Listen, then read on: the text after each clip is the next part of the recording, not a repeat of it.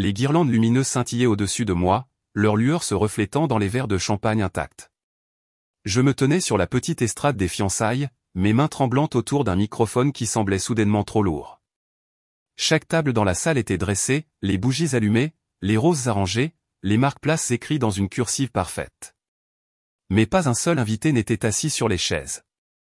Avant de commencer, laissez un commentaire pour nous dire d'où vous venez et de quelle ville vous regardez nos vidéos.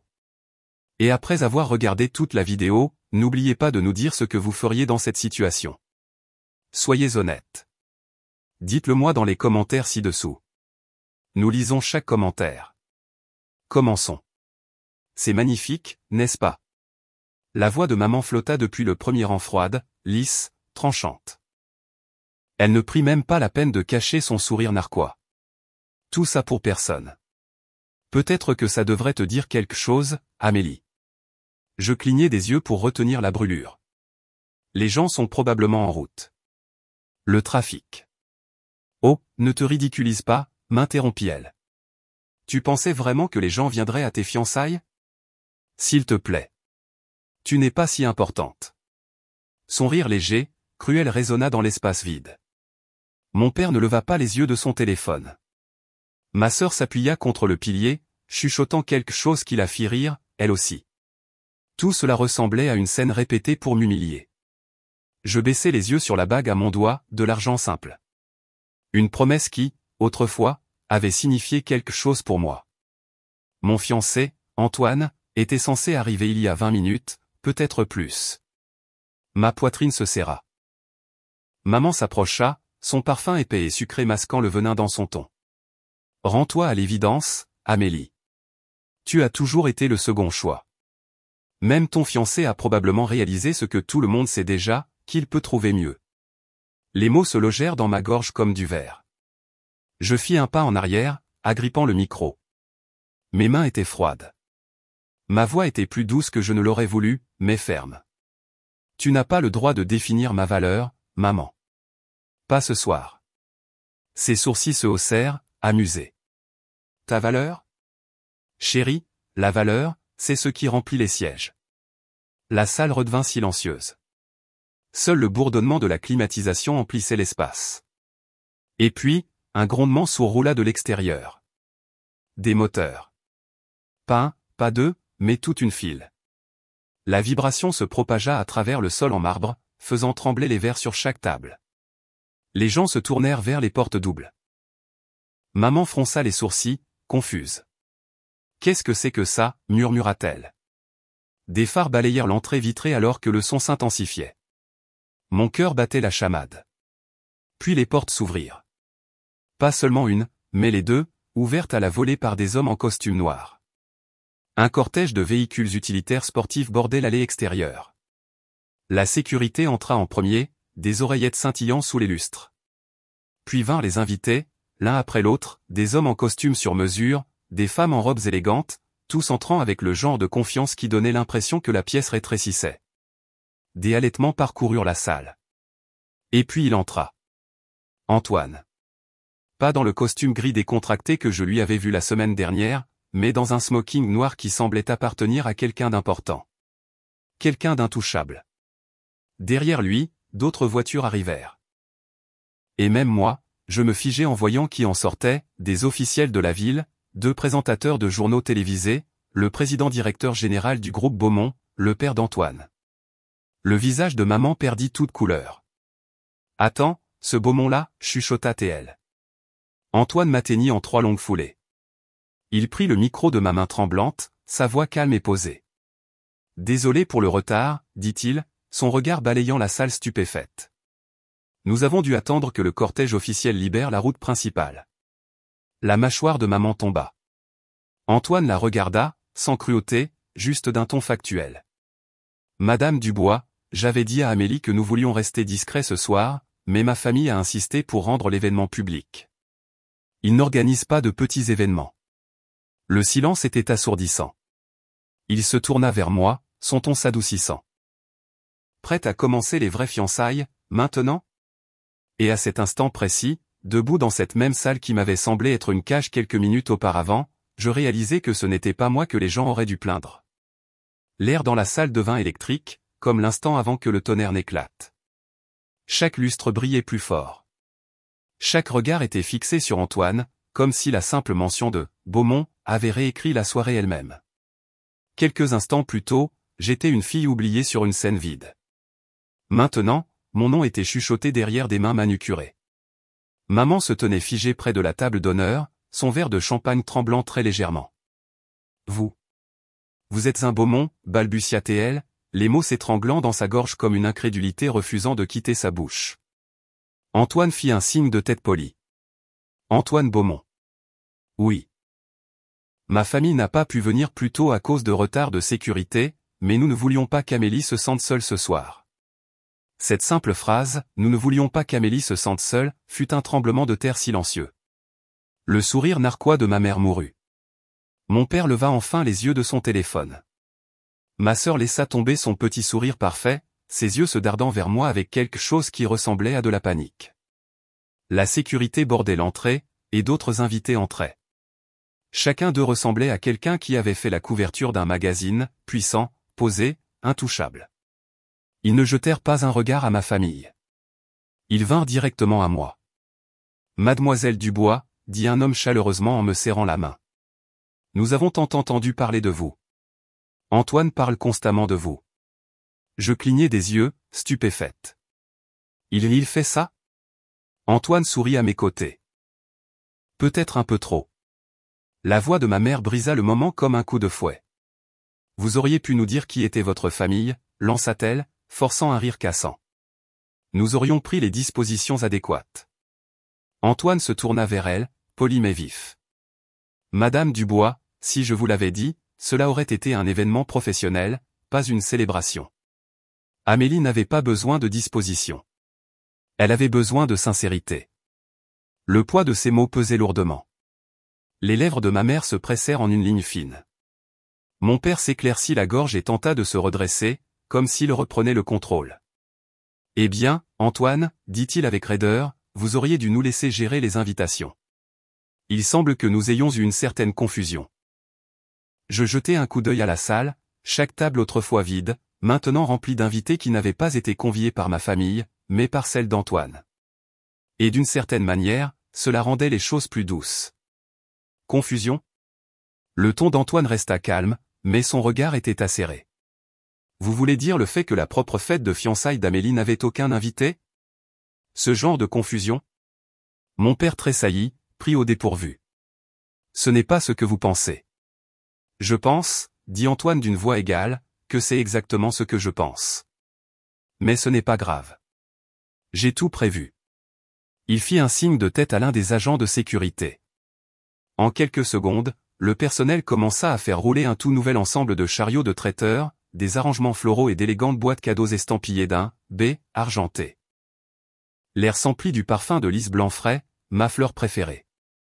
Ma mère murmura tout bas, ça ne peut pas être en train d'arriver. Oh, mais ça arrivait. Un des associés d'Antoine s'approcha de la scène avec un microphone et sourit. Mesdames et messieurs, annonça-t-il, merci de vous joindre à nous à si court préavis. Nous sommes honorés de célébrer les fiançailles de monsieur Antoine Beaumont et de mademoiselle Amélie Dubois. Les applaudissements éclatèrent. De vrais applaudissements, cette fois. Ma gorge se serra. La même scène qui m'avait humilié scintillait maintenant de lumière et de musique. Antoine me tendit la main. Viens, dit-il doucement. Tu mérites ton moment. Je la pris. Alors que nous montions sur la scène, mon cœur battait contre mes côtes. Mais pour la première fois, ce n'était pas de peur. Les lumières brillaient d'un éclat doré. Les flashs des appareils photo crépitaient. Les invités applaudissaient. Antoine passa doucement un bras autour de ma taille respectueux, stable comme pour me rappeler que ce moment ne concernait pas le pouvoir. Il s'agissait d'être vu. Mesdames et messieurs, dit-il dans le micro, sa voix ferme et posée.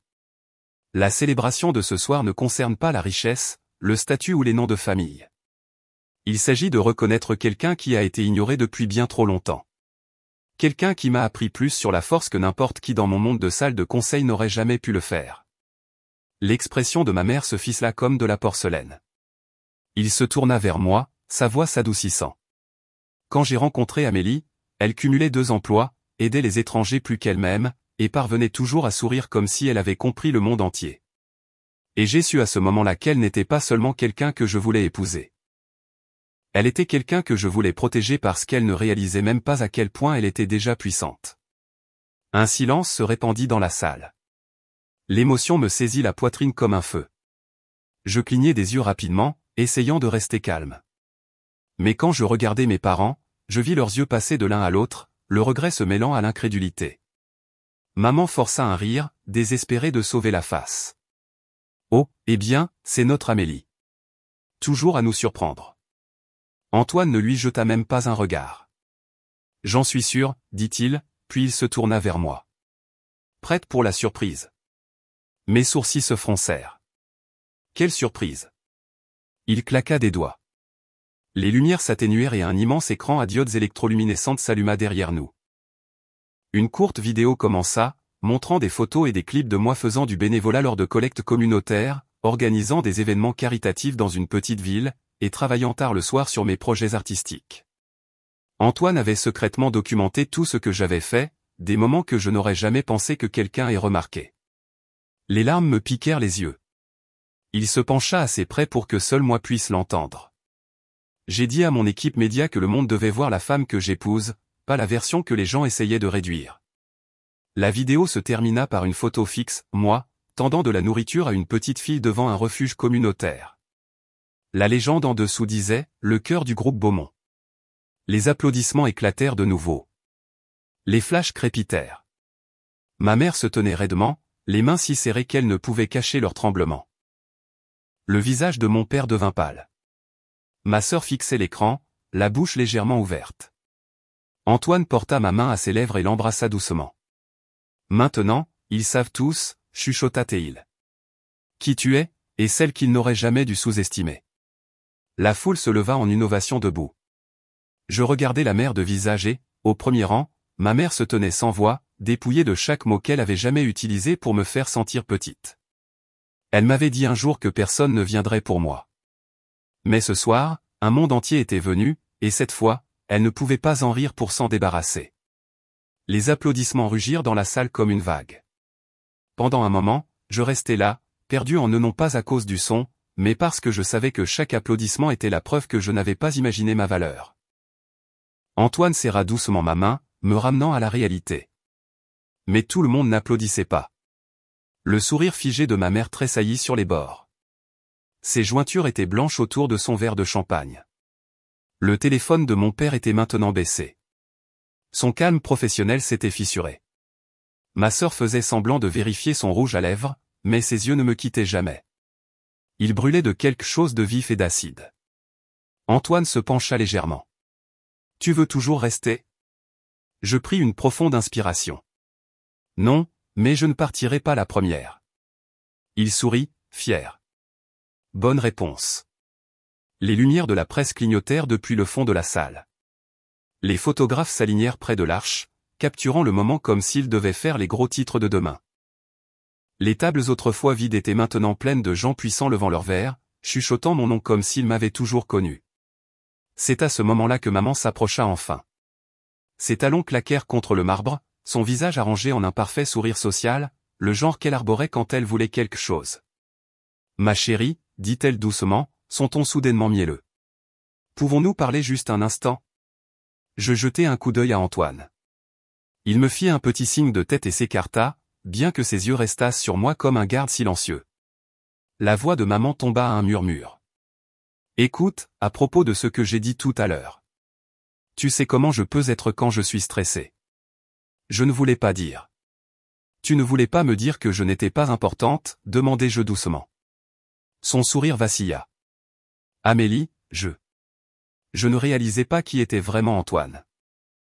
Voilà. La vérité, mise à nu en quelques mots. Ma poitrine me faisait mal, mais plus de douleur, de clarté. Donc, s'il n'était pas un Beaumont, je serais encore debout sur cette scène, seul, pendant que tu rirais de moi. Maman cligna rapidement des yeux, les larmes qu'elle forçait maintenant brillant sous les lumières. Je voulais juste ce qu'il y a de mieux pour toi. Non, dis-je, ma voix ferme, tranchante. Tu voulais ce qui était le mieux pour ton image. Elle inspira, tremblante. Amélie, s'il te plaît. Les gens regardent. Bien, dis-je, croisant son regard sans ciller. Laisse-les regarder. Pour la première fois, elle parut petite. La femme qui m'avait toujours dominé de son jugement se tenait là, perdue et acculée par son propre reflet dans les murs de verre. La musique s'adoucit tandis qu'Antoine revenait, ses bras glissants protecteurs m'autour de mes épaules. « Tout va bien ?» demanda-t-il. Maman essaya de sourire à nouveau, sa voix tremblante. « Bien sûr, juste un peu dépassée par tout ça. Vous deux avez vraiment fait un spectacle ce soir. » L'expression d'Antoine était indéchiffrable. « Ce n'est pas un spectacle, Madame Dubois. C'est ce qu'Amélie mérite. Ce qu'elle a toujours mérité. » Elle acquiesça rapidement, détournant les yeux. Bien sûr. Mais je surpris la lueur de quelque chose d'autre, de l'embarras, peut-être même de la honte. Pour une fois, elle n'avait pas le contrôle. La foule commença à scander nos noms. Antoine me regarda, les yeux chaleureux. Une danse ? J'acquiesçai, et il me conduisit sur la piste. La musique enfla, les flashs crépitèrent, et alors que nous tournoyions sous les lumières, je vis mon reflet dans le miroir de la salle de bal, non plus la fille silencieuse désespérée d'approbation, mais quelqu'un qui connaissait enfin son propre pouvoir. De l'autre côté de la salle, ma mère s'assit slowly, les mains jointes, le visage blême. Mon père se pencha près d'elle, lui chuchotant quelque chose, mais elle ne bougea pas. Elle fixait simplement la scène comme si elle ne pouvait plus reconnaître sa propre fille. Et c'était peut-être là le but. Parce que la fille qui se tenait autrefois seule, attendant que les autres lui accordent de la valeur, elle avait disparu. Ce qui restait était une femme qui n'avait pas besoin de leur validation, de leur présence ou de leurs applaudissements pour exister. Et pour la première fois de ma vie, je souris, non pas parce que je leur prouvais qu'ils avaient tort, mais parce que je n'en avais plus besoin. Quand je me réveillai le lendemain matin, la première chose que je vis fut la lumière du soleil se déversant sur le sol en marbre du penthouse d'Antoine. Calme, chaleureuse, sereine. Mon téléphone vibrait sans arrêt sur la table de chevet, appel manqué, message, identification. Mon nom était partout. Amélie Dubois, la femme qui a volé le cœur de Paris. L'aube de fiançailles qui ont choqué tout le monde. Et mon préféré, la fête vide qui est devenue une légende. Antoine se tenait près de la fenêtre, parlant doucement au téléphone. Son reflet dans la vitre avait l'air en tout point de l'homme que le monde connaissait maintenant, calme, puissant, et pourtant entièrement concentré sur moi. Quand il raccrocha, il sourit. « Tu es en tendance sur la moitié des sites d'information de France. » Je ris doucement. C'est une façon de commencer la journée. Il s'approcha, écartant une mèche de cheveux de mon visage. « Tu t'es parfaitement comporté hier soir. Je n'ai jamais vu quelqu'un tenir sa position comme ça. » Je levai les yeux vers lui. Je ne tenais pas ma position, Antoine. Je la reprenais. Il sourit, la fierté brillant dans ses yeux. « Et tu l'as fait. » Mais mon téléphone vibra de nouveau, maman, suivi de papa. Puis ma sœur. Je fixai l'écran un instant, la douleur des vieilles blessures essayant de remonter, avant de le reposer. Antoine pencha la tête. « Tu ne vas pas répondre ? » « Non, dis-je doucement. Pas encore. Certains silences valent la peine d'être gardés. » On frappa à la porte. Une des assistantes d'Antoine entra, portant une élégante enveloppe noire. « De la Fondation Beaumont, dit-elle poliment. C'est pour Mademoiselle Dubois. » À l'intérieur se trouvait une lettre sur un papier cartonné blanc et une clé. « À notre future belle-fille. Le centre communautaire où vous faites du bénévolat opérera désormais sous l'initiative Dubois, entièrement financé pour une durée indéterminée. Considérez cela comme un cadeau pour le cœur que vous avez montré à cette ville. » Mon souffle se coupa. Il lui avait donné mon nom. Antoine hocha la tête en souriant. C'est l'idée de papa. Il a dit, la vraie force ne réside pas dans l'héritage. Elle réside dans la compassion. Tu as les deux. Les larmes brouillèrent ma vue avant que je ne puisse les arrêter. Je ne sais même pas quoi dire. Ne dis rien, chuchota Théil. Continue juste d'être toi-même. Plus tard dans l'après-midi, nous sommes retournés chez mes parents. Antoine l'avait suggéré gentiment. Pour clore le chapitre, avait-il dit, et je savais qu'il avait raison. Le manoir paraissait plus petit que dans mon souvenir, dépouillé du pouvoir qu'il exerçait autrefois sur moi. Maman ouvrit la porte avant que nous ayons pu frapper. Son visage était fatigué, ses yeux rouges. Amélie, souffla-t-elle, comme si prononcer mon nom pouvait annuler les choses qu'elle avait faites. Papa se tenait derrière elle, silencieux. Ma sœur jeta un coup d'œil depuis le couloir, faisant semblant de ne pas écouter. J'ai vu les nouvelles, dit maman doucement. Tu as été incroyable hier soir. J'acquiesçai poliment. Merci. Elle hésita, tordant ses doigts.